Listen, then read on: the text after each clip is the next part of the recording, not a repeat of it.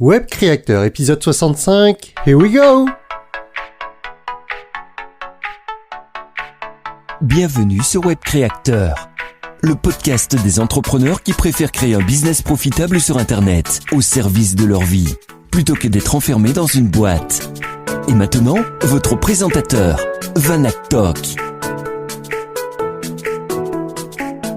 Hey, salut à toi et bienvenue sur le podcast Web Creator. J'espère que tu te portes bien.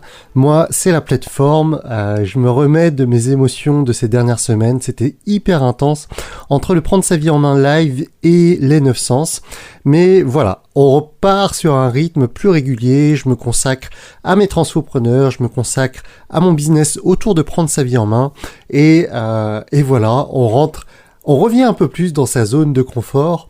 Sortir de celle-ci, c'est hyper important pour se challenger, pour évoluer, mais de temps en temps, ça fait du bien de reprendre un peu de recul, de repartir sur ses bases, sur ses fondamentaux et reconstruire à partir de ce qui est solide pour avancer, parce que quand on est trop souvent dans sa zone de confort et assez loin même de sa zone de confort, l'idée c'est que il ne faut pas non plus arriver dans sa zone de panique. Donc voilà, on repart sur ses bases, on travaille autour des transfopreneurs, on aide les personnes à développer leur business et on avance ainsi en créant les prochaines immersions. D'ailleurs, pour ceux qui seraient intéressés, il va y avoir 2 immersions là sur ce premier trimestre 2020. La première, elle aura lieu les 29 et 30 avril sur Paris, et la deuxième, ce sera, si je me trompe pas, les 18 et 19 juin. Vous aurez plus d'informations prochainement, et en particulier dans le groupe Facebook, le coin des infopreneurs /transfopreneurs. Je vous annoncerai tout ça, le programme, etc. Aujourd'hui, j'ai un invité que j'adore, c'est Damien Sauce. Et Damien Sauce, c'est un spécialiste de l'acquisition de trafic. J'allais dire un spécialiste de la pub Facebook, mais il ne fait plus que ça aujourd'hui, c'est-à-dire qu'il a créé son agence, il a créé de nouvelles compétences, ou en tout cas il a embauché des personnes qui avaient des compétences autres que sur Facebook, que sur la pub Facebook, c'est-à-dire qu'il gère les campagnes, il peut gérer les campagnes YouTube pour vous, il est en phase d'expérimentation. Alors au moment de l'interview, il était en phase d'expérimentation pour LinkedIn.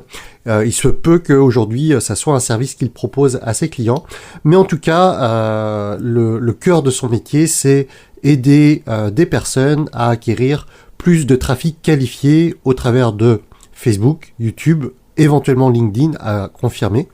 Mais Damien, c'est quelqu'un que j'adore, que j'ai croisé à différents événements, différents séminaires business.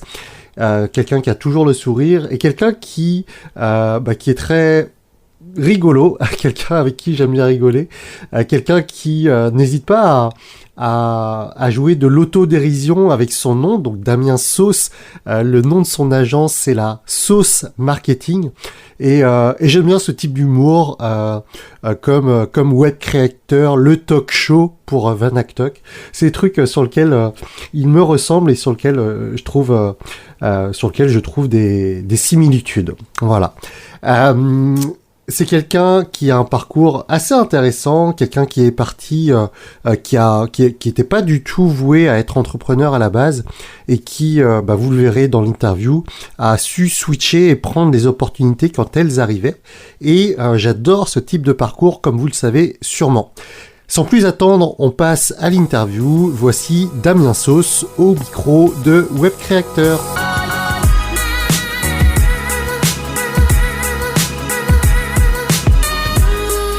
Salut Damien, comment vas-tu? Salut Vanak, ça va très bien et toi? Écoute, ça va super. Je voudrais que tu te présentes en quelques minutes pour démarrer cet épisode de podcast qui est diffusé, pour rappel, sur le coin des infopreneurs, transfopreneurs. Donc Damien, qui tu es en quelques mots? Alors moi c'est Damien Sauce, en fait j'ai une agence de publicité sur tout ce qui est publicité en ligne pour les infopreneurs principalement, les gens qui vendent des formations en ligne, on fait un petit peu d'e-commerce aussi.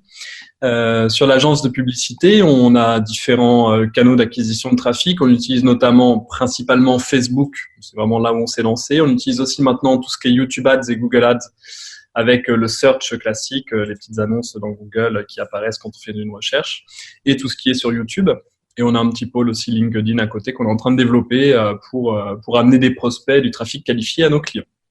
Ok. Voilà. Donc à côté de ça, j'habite entre Rouen et Paris en ce moment. J'ai 31 ans. Je suis aussi investisseur immobilier. J'investis depuis une petite dizaine d'années maintenant, depuis que j'ai la possibilité en fait. Ok. J'adore ça c'est une autre de mes passions. J'ai beaucoup de passions, je voyage beaucoup aussi, etc. Et qu'est-ce que je pourrais te dire d'autre d'intéressant? Ouais, j'ai développé l'agence depuis 3 ans environ. Ok. Avant, j'étais kiné, donc j'ai complètement changé, j'ai fait complètement autre chose. J'en avais un petit peu marre de ce premier boulot. Et voilà, du coup, j'ai décidé de changer de voie et finalement, l'agence s'est un peu imposée au fur et à mesure que je découvrais le web marketing. Et du coup, c'est parti, quoi. Ok. Moi, c'est cette partie-là qui m'intéresse et qui intéresse aussi mon audience. C'est, ok, tu as été kiné finalement pendant combien de temps? 7 ans environ. J'étais 7 diplômé ans. à 21 ans, limite 22 ans. Ok. Et j'ai bossé en kiné jusqu'à dernière année, c'était mes 28 ans. Ok. Et comment est-ce que c'est fait cette transition? Parce que t'as pas fait, ok, maintenant je vais être expert en pub Facebook. Non. Comment t'es atterri dans le monde du web marketing d'une certaine façon? Comment Ouais. t'as commencé à te développer? En fait, à la base, donc j'avais suivi une formation en ligne où on parlait de plusieurs piliers pour s'enrichir, bourse, business internet, business en dur, et le quatrième, je ne me rappelle plus, immobilier. Immobilier. Bon, Justement, tu peux dire à tous les auditeurs, ils savent que c'est QLRR. Ouais, les classiques. Et en fait, quand j'ai découvert QLR, je l'ai acheté pour l'immobilier. Vraiment, j'étais en mode, je voulais investir, je voulais continuer à investir, je voulais continuer à acheter des choses, et du coup, je l'ai acheté pour l'IMO. Et puis un jour, je me suis intéressé au module web marketing en me disant bon, je vais jeter un coup d'œil, ça coûte rien, et puis peut-être que je vais découvrir un truc sympa. Enfin, vraiment, j'y suis allé en mode dilettante, tranquille, tu vois. Ok. En sachant quand même que déjà à ce moment-là, la kiné me plaisait, mais je commençais à, je sais pas, ressentir les limites, ou en tout cas, je m'épanouissais pas autant. Je me levais pas le matin avec la banane, j'avais plus trop envie. C'est venu progressivement. Du coup, j'étais en mode bon, faut que je trouve quelque chose. Je vais pas faire ça toute ma vie. Ça, je le savais déjà.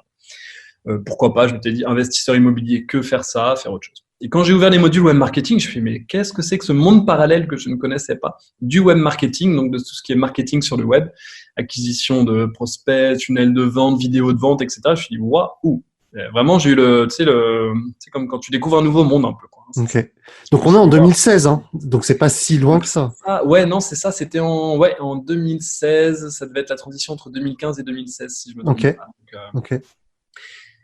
découvert ça, je dis waouh, c'est génial. Je me dis tiens, je réfléchis un peu, je kiné, je dis tiens, il y a pas de programme sur le mal de dos, vas-y, je vais lancer un truc et je vais tester. Je me dis ouais, c'est bon, demain je suis millionnaire, c'est parti. J'étais très très enthousiaste, très optimiste comme d'habitude. Ça c'est un de mes traits de caractère et du coup je me dis vas-y go, on y va. Donc je commence à me former dans tous les sens parce que du coup au début pas trop de moyens, ou en tout cas je voulais pas mettre trop de moyens dedans. Je continuais la kiné en parallèle, je faisais du mi-temps, je faisais un remplacement par-ci, un remplacement par-là. Donc, ça me permettait de faire des semaines à fond, des semaines un peu moins à fond et tout. Et je me suis formé sur tout. Vidéo de vente, pub, tunnel de vente, j'ai appris ClickFunnels à l'époque, etc., etc., etc. Et je m'étais dit, je me donne 6 mois pour réussir. Si au bout de 6 mois, il n'y a pas un minimum qui arrive, un minimum de revenus, j'arrête. C'est que j'arrête à l'époque, je m'étais dit, j'arrête, je reprends la kiné et puis je rechercherai autre chose, c'est que j'ai pas réussi, quoi. Donc, je me suis dit, à un moment, stop la kiné totalement pour faire 6 mois à fond. J'ai fait mes 6 mois à fond. J'ai appris plein de choses. Arrivé au bout de 6 mois, j'étais ce qu'on appelle en break-even. Donc, j'avais investi dans la pub tout seul pour mon propre compte. J'avais mis environ 2 500 euros. Et j'avais réussi à vendre pour autant de produits. J'avais vendu pour 2 500 euros. Donc, je m'étais dit, bon, c'est bien, mais attends, j'ai pas perdu d'argent, mais ça m'en a pas rapporté non plus. Puis en temps, j'ai quand même passé 6 mois non-stop là-dessus. Donc, pas de revenus derrière. Tu vois. Je me suis dit, bon. Et juste pour info, le produit que tu vendais, il était à combien? 67 euros. C'était un programme pour le mal de dos avec un enchaînement de mouvements, etc., qui était franchement bien en fait, hein. Mais je savais pas le marketer, tu vois. J'ai tout appris, mes premières vidéos de vente, c'est comme les premières vidéos de tout le monde forcément et tout.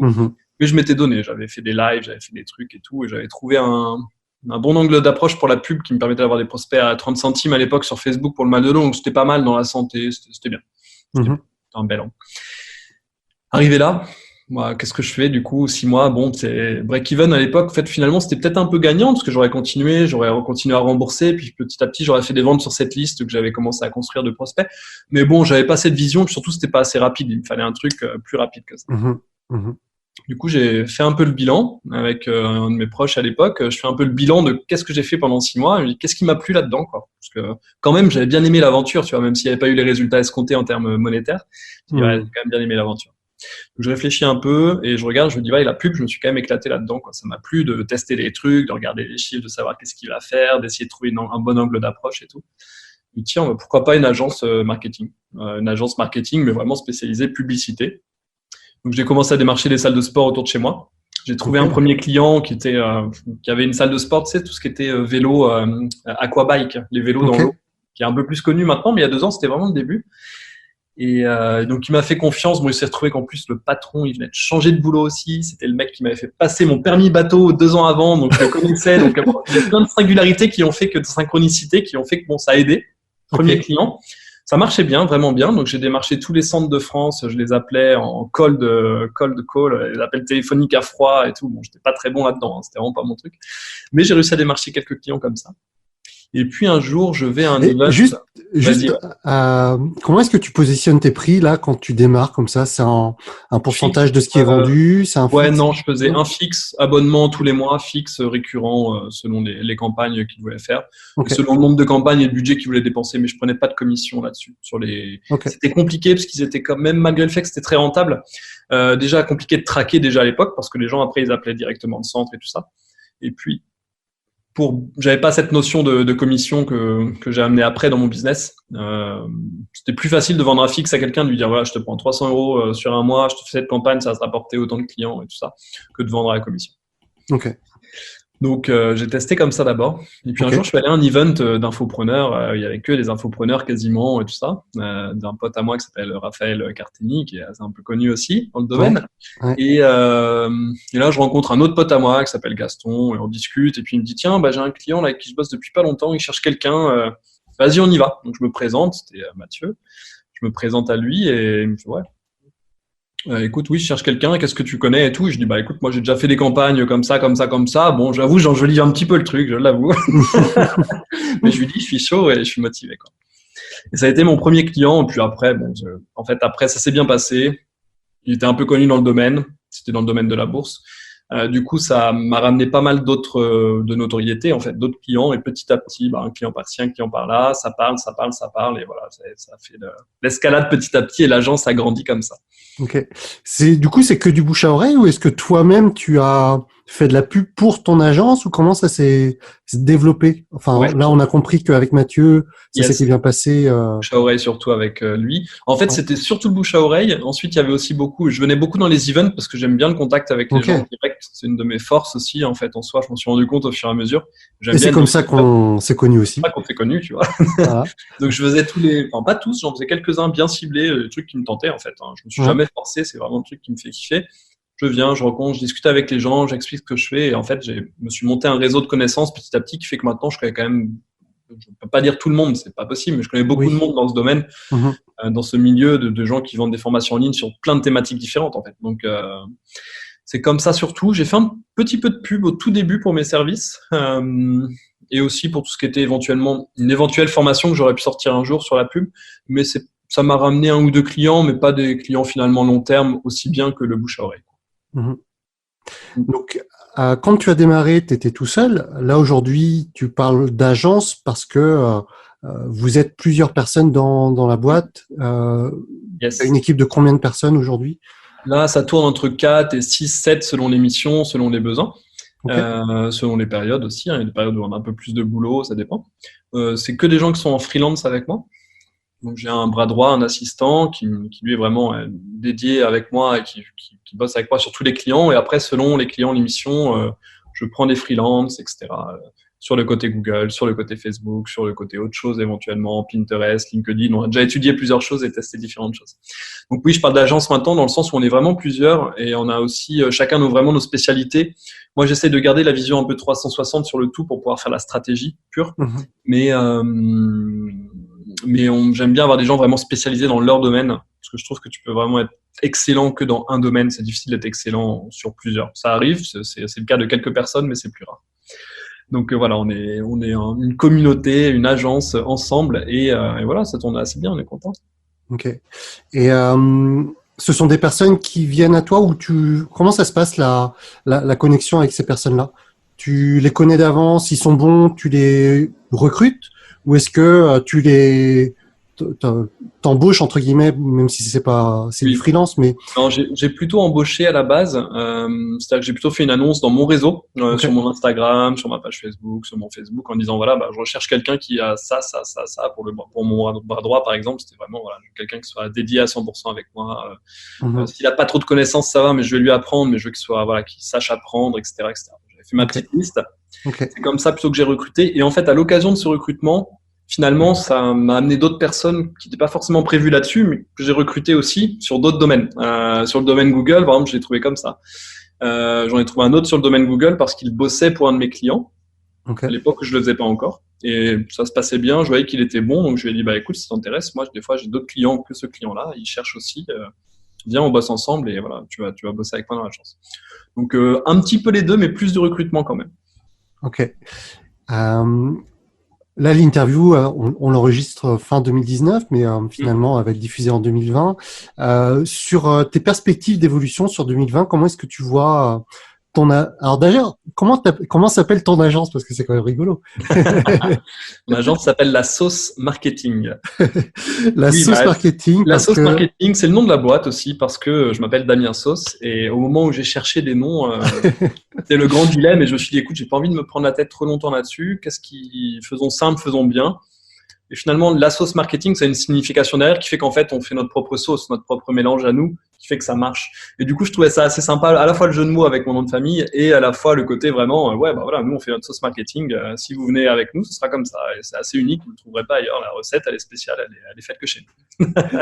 Je trouve ça génial, et c'est quelque chose que je dis pas souvent, mais donc le podcast s'appelle Web Créateur, très bien, ouais. Mais j'ai aussi fait un jeu de mots avec mon nom de famille, puisque j'ai mis sur ceux qui ont vu l'affiche, enfin le truc du podcast, c'est le talk show, puisque je m'appelle Vanak Talk, tu vois. Oui, je me rappelle. Ah oui, toi aussi, t'as fait le jeu de mots dessus. C'est sympa quand tu peux. Pour toi, ça a une vraie signification en plus. C'est plus. Ouais, carrément. Donc on en était à 2020. Tes perspectives d'évolution, comment est-ce que tu vois la chose, et puis même peut-être au-delà de 2020. 2020, on aimerait être placé sur LinkedIn et avoir trouvé vraiment l'approche gagnante. On est vraiment en train de faire des recherches là-dessus. On a plusieurs clients en test actuellement, en fait. Donc, je pense que le côté LinkedIn est important parce que ça va fortement se développer. Donc là, on a déjà le pôle qui est ouvert. On a déjà plusieurs personnes qui bossent sur ce pôle. D'ailleurs, on a pris des assistants avec mon associé là-dessus. Voilà. Je pense que ça va pas trop tarder en fait, où on va trouver vraiment la bonne approche, parce que LinkedIn, on a essayé un peu les méthodes Facebook, ça marchait pas pareil forcément, c'était à se douter, mais on devait essayer. On a essayé les méthodes un peu Google, pareil, pas la même. C'est vraiment pas la même approche sur ce réseau, et du coup là on est en train de vraiment de chercher à fond quelle va être la meilleure approche pour nous et pour le client, que ce soit le moins difficile possible pour lui, que ce soit le plus done for lui, tu vois, done for him, et qu'il ait le moins de taf possible à faire. C'est le démarchage à froid pur n'a pas assez bien marché pour l'instant, donc on est plutôt en train de chercher des techniques un peu plus évoluées et tout ça. Donc ça, il y a le pôle LinkedIn, pôle Facebook, pôle YouTube. C'est ce que je fais déjà actuellement. Maintenant, quand je prends un client, c'est rare que je lui dise, écoute, on commence sur Facebook et on va faire un peu de YouTube en même temps pour voir. C'est ce que je disais il y a encore un an. Okay. Maintenant, on est plus en mode, on y va, on fait Facebook, YouTube d'un coup, Google AdWords en même temps, et on teste tout en même temps, on essaye, on voit ce que ça donne et tout. Je suis pas en mode on va faire l'un ou l'autre, les deux marchent vraiment en synergie, on pourra en parler un peu après si tu veux. Ouais. Donc les perspectives, c'est avoir plus de clients, vraiment on fait plus de clients tout court, et où on fera forcément les deux en plus dessus. C'est vraiment très bien ensemble, il y a vraiment une très belle synergie. Et recruter plus, on verra. Pour l'instant, on a déjà une belle équipe qui est bien soudée, qui est compétente, qui se connaît en plus maintenant, donc qui bosse bien ensemble. On verra s'il y a besoin de recruter plus, why not, c'est pas exclu. Mais voilà, développer l'agence et continuer à faire croître le chiffre d'affaires. Top. Du coup, par rapport à ce que tu proposais, c'est quoi Donc, tu disais qu'il y a un an, tu proposais à tes clients de développer d'abord Facebook, puis YouTube derrière. Là, aujourd'hui, tu développes plutôt les deux en parallèle. C'est quoi les différences majeures entre les deux? C'est quoi pour les personnes qui voudraient tester par eux-mêmes? C'est quoi les différences majeures et qu'est-ce que tu préconises et tu as le droit de préconiser le fait de faire appel à la sauce marketing. J'ai le droit, super, merci Franck. Qu'est-ce que je dirais sur les deux, pourquoi on fait les deux, etc. déjà.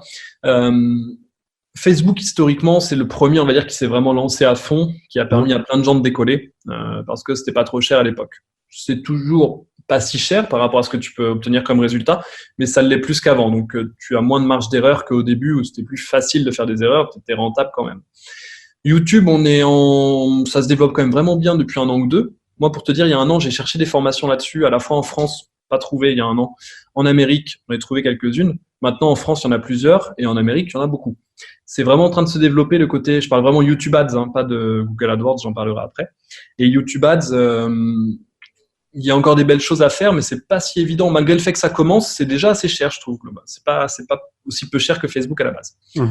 Facebook va être bien pour acquérir du gros trafic, pour pouvoir dépenser beaucoup, pouvoir ramener pas mal de prospects aussi à des prix intéressants et globalement vendre. YouTube va être pas mal dans un but de notoriété forcément. Tu peux aussi maintenant récupérer des abonnés pour ta chaîne, etc. Ça se fait bien en ayant les bonnes tactiques. C'est vraiment des tactiques très spécifiques à YouTube. Tu peux aussi capter des abonnés et bien sûr faire du retargeting sur de la vente, c'est ce qu'on faisait, du reciblage, donc remontrer à des gens qui te connaissent déjà tes annonces pour la vente. Ça, c'est ce qu'on a fait historiquement et qui marchait très bien et qui marche toujours bien. Capter du prospect, maintenant on commence à acquérir à la fois des techniques et un moteur de YouTube Ads qui devient plus puissant et qui nous permet d'acquérir des prospects à des prix qui commencent à être similaires à Facebook, voire pour certains clients qui est légèrement inférieur. Mais en termes de qualité, parce que ça c'est important aussi, un prospect qu'on va appeler qualifié qui va plus acheter après, en règle générale sur YouTube ils sont plus chers mais ils sont plus qualifiés quand même. En règle générale, je vais parler globalement, de toute niche confondue. Mais au niveau des retours sur investissement, on reste meilleur pour l'instant sur Facebook, de notre côté. En tout cas, quand on parle d'aller acquérir du trafic froid qu'il ne connaît pas. Quand on parle de reciblage, forcément, c'est plus facile, c'est les gens chauds, ils achètent plus facilement. Mais quand on parle de froid, pour l'instant, Facebook reste quand même la meilleure machine. Pourquoi on s'est quand même lancé sur l'autre ? Déjà, il y a clairement un marché. Facebook, YouTube, c'est quasiment 80% du trafic des réseaux sociaux. Donc, quand tu es sur les deux, tu es présent presque pour tout le monde. Et pareil, ne pas dépendre que d'une seule source. On en le répète, on le dit souvent. Imaginons que demain, Facebook ferme. Facebook arrête les pubs pour tout ce qui est infopreneur parce qu'il décide que ça ne rentre plus dans son business model ou quoi que ce soit, ce qui arrive des fois il bloque des choses et tout ça. Bon, j'aime bien un petit peu diversifier quand même. Là, on était hyper dépendant de eux et au jour d'aujourd'hui, on ne les contrôle pas du tout et je pense pas que ça arrivera de sitôt parce que c'est tellement une grosse boîte maintenant que ça va être compliqué. C'est bien de diversifier un petit peu les sources de trafic et de pas mettre tous ces deux dans le même panier. Donc, ça me paraît assez intéressant de faire ça. Et, excuse-moi, tout ce qui est Google AdWords, donc le search, historiquement, ça avait été à fond pendant un moment, ça a été délaissé parce que c'était devenu trop cher. Et maintenant, du coup, les gens reviennent un petit peu dessus, ça redevient à des prix qui deviennent intéressants pour certains domaines où il y a pas mal de recherches sur Google, fitness, etc. Du coup, on se remet à réessayer aussi un petit peu ces tactiques-là. Mais on se bat plus avec les mêmes acteurs là-dessus, on se bat avec des acteurs historiques pour le fitness, tout ce qui est compléments et protéines, etc. Donc, c'est plus les mêmes marchés, c'est plus les mêmes concurrents, on va dire. Ok. Top. Écoute, c'est passionnant tout ça. Et à la fois, moi, tu vois, je suis dans une phase, là, je rentrais plus d'un point de vue personnel, je suis dans des phases j'aime bien, en fait, comprendre par moi-même, j'aime bien tester par moi-même. Donc, j'ai testé, je suis en train de tester la pub Facebook en ce moment pour moi. Comme tu le sais, j'ai une grosse chaîne YouTube, donc ce serait intéressant aussi de tester le retargeting pour vendre mes offres. C'est des perspectives que moi j'entrevois en tout cas pour ma part en 2020, mais une fois que j'en aurai marre, faire appel à la sauce marketing, pourquoi pas. Donc oui, tu me posais cette question effectivement tout à l'heure, pourquoi, etc. Bon, en fait, c'est comme partout, on n'a pas forcément tout le temps et toute l'énergie qu'on souhaite pour tous les projets qu'on souhaite. Pourquoi nos clients font appel à nous ? Parce qu'ils n'ont pas envie de s'occuper de ça, soit parce qu'ils n'ont pas les compétences, soit parce qu'ils n'ont pas envie de les apprendre, soit parce qu'ils n'ont plus envie de s'en occuper, parce qu'ils les ont, mais ils ont envie. J'ai vraiment eu tous les cas de figure, des clients qui géraient eux-mêmes leur campagne, Mais au bout d'un moment, ils en ont marre. Être tous les jours dedans, ça les fatigue. Ils ont d'autres choses à faire, créer du contenu, faire des podcasts avec des gens sympas, etc. Et du coup, non, je ne dirais pas d'allusion. Et du coup, si tu veux déléguer cette partie, leur fait gagner beaucoup de temps. Ouais. Et deux, ils bénéficient de quelqu'un et d'une équipe qui fait que ça tout le temps. Donc forcément expertise, forcément en théorie, ce que tu vas nous payer, on va acquérir des meilleurs résultats que ce que tu vas nous donner que toi tout seul avec ce que tu vas dépenser en plus. C'est l'objectif, bien sûr. Donc voilà, pourquoi faire appel à des professionnels ou à la sauce marketing en particulier? Déjà, permettre de gagner du temps. 2, expertise. 3, conseils stratégiques. Et 4, nous, pourquoi? Actuellement, on est encore presque les seuls à faire les deux en même temps. Il y a un an, on était vraiment les seuls. Il n'y avait personne d'autre. Tout le monde était soit Facebook, soit YouTube, et il y en avait très peu qui faisaient que YouTube. Nous, on a toujours eu cette dimension un petit peu vraiment 360, comme je te disais, et ça devient vite intéressant. Dès que tu commences à avoir un business qui grossit un peu, c'est quand même bien d'être un peu partout. Ça t'aide et tu as des meilleurs retours sur investissement en étant un peu partout. Voilà. Top. Damien, est-ce que tu aurais quelque chose à souhaiter aux gens qui nous écouteraient pour 2020? Est-ce que tu aurais, je sais pas, une phrase à toi, une citation clé, un truc à toi?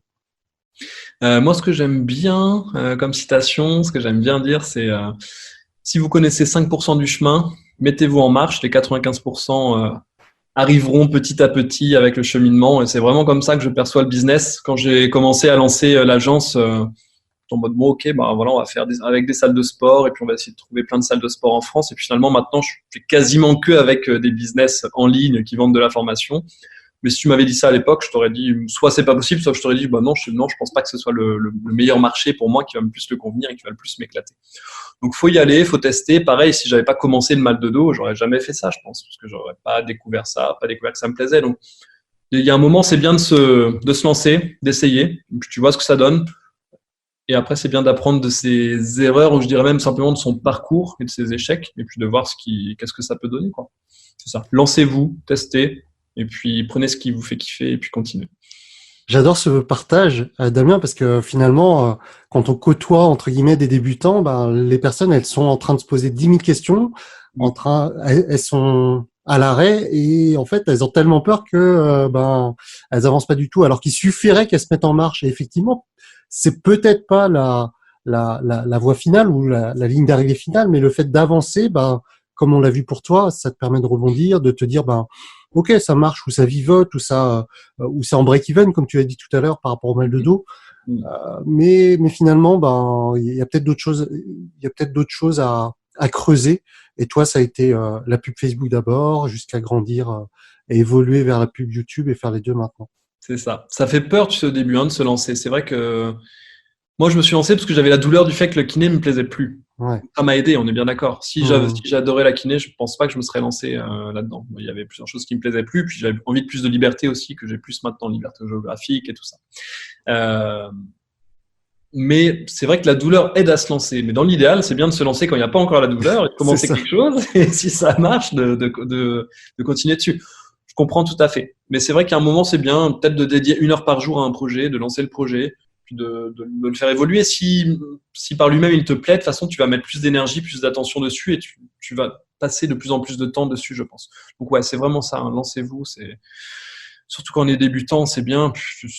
En règle générale, je connais très peu de personnes qui se sont lancées, qui avaient une idée à la base, qui l'ont tenue sur le long terme. En fait, il y en a plein qui ont divergé, mais pour le meilleur, qui ont divergé vers d'autres choses et qui finalement maintenant font un truc qui les éclate. Et c'était pas du tout ce qu'ils pensaient à la base qui allait les éclater.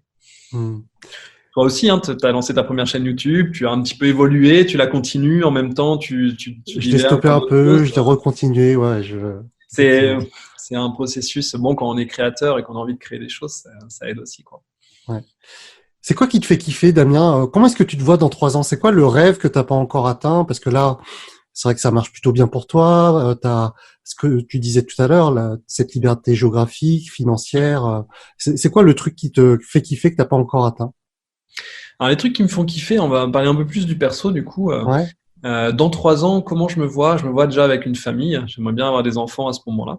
Là, j'ai déjà Donc t'as 31, c'est ça? Ouais, j'ai 31 ans. Ok. Donc je me vois déjà avec une famille, avec un ou plusieurs enfants, si c'est possible, on verra. chaque chose en son temps.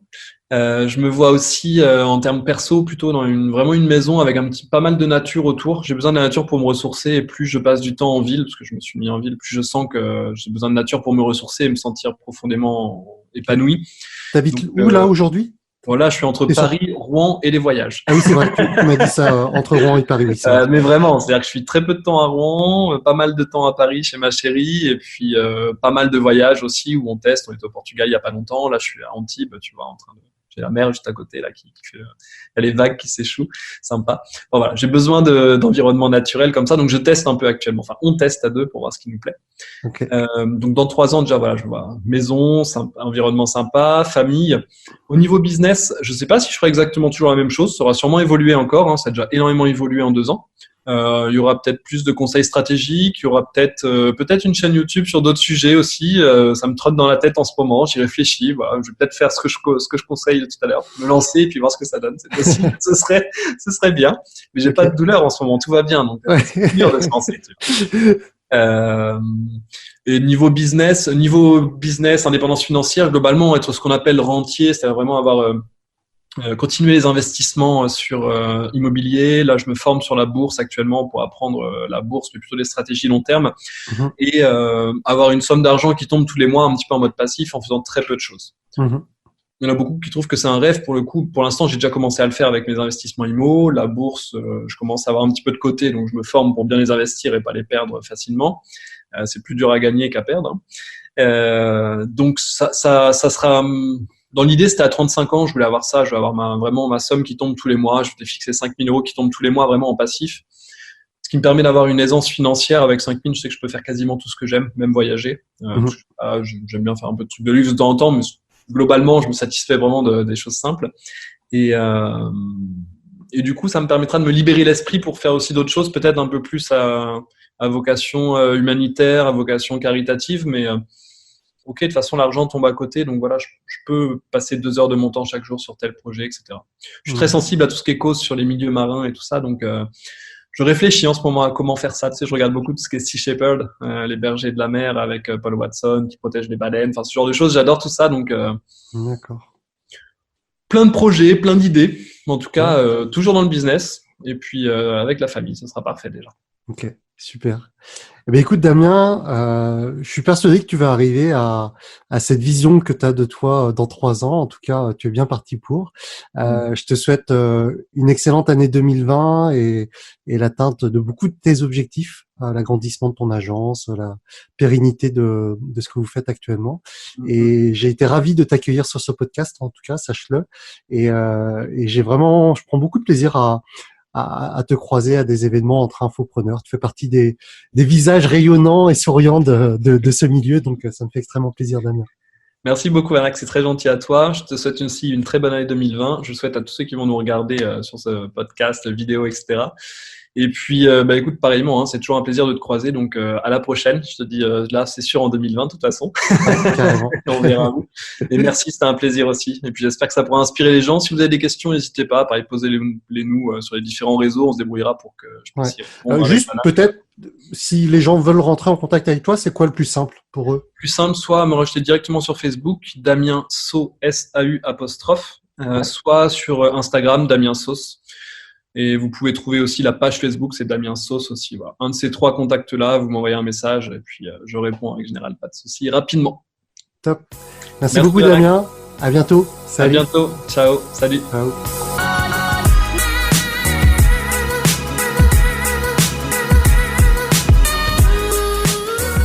Voilà, je remercie Damien pour cette interview très intéressante et j'aurai le plaisir de le recroiser à différentes reprises, notamment en avril, le 18 avril, lorsque j'interviendrai chez Maxence Rigotier dans son séminaire, la 3e édition du séminaire de Maxence, le séminaire bio, Business Internet en or, et je suis sûr que je vais y croiser Damien puisque j'avais déjà croisé Damien à différents événements de ce type.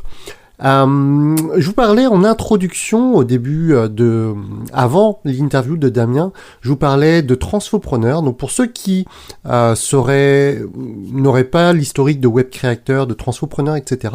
Transfopreneur, c'est mon programme d'accompagnement dans lequel j'aide les infopreneurs à aligner leur message, à gagner plus en trafic, plus en visibilité, et tout en affinant leur message et en peaufinant leurs offres. C'est un accompagnement qui peut se faire sur 3 mois, 6 mois, 1 an, et sur chaque trimestre, il y a un accompagnement donc hebdomadaire sous format de visioconférence sous forme de coaching de groupe. Et tous les trimestres, il y a également une rencontre. Donc la prochaine rencontre des transfopreneurs, elle aura lieu les 29 et 30 avril, pardon. Et donc on va se retrouver avec tous les transfopreneurs pour travailler sur leurs offres, pour que leurs offres deviennent incontournables et irrésistibles. Si tu as l'impression d'être bloqué dans ton business aujourd'hui, si tu as l'impression de ne pas trop savoir comment t'y prendre pour accélérer, eh bien, je t'invite à prendre contact avec moi tout simplement pour discuter de ton projet, de là où tu en es, et pour savoir si Transfopreneur peut être une solution pour que je t'aide à l'avenir. Donc pour prendre rendez-vous ou pour tout simplement me contacter, tu as 2 solutions. Soit tu m'envoies un mail à l'adresse contact@webcreateur.com. Tu m'envoies un petit message et puis tu m'indiques où est-ce que tu en es dans ton business. Tu me donnes quelques détails, notamment si tu as une chaîne YouTube, si tu as un blog, si tu as autre chose, le nombre d'abonnés, le nombre de mailing que tu as dans ta mailing list, le nombre de mails que tu as dans ta mailing list, etc. Et on va prendre rendez-vous ensuite, ou alors tu prends directement rendez-vous. Et pour cela, tu fais ça à l'adresse webcreateur.com/rdv, webcreateur.com/rdv. C'est tout pour aujourd'hui. Je te retrouve la semaine prochaine pour un nouvel épisode de Web Créateur. D'ici là, prends soin de toi et apprécie la vie. Salut, ciao! Merci d'avoir écouté ce podcast. Retrouvez toutes les informations complémentaires sur webcreateur.com.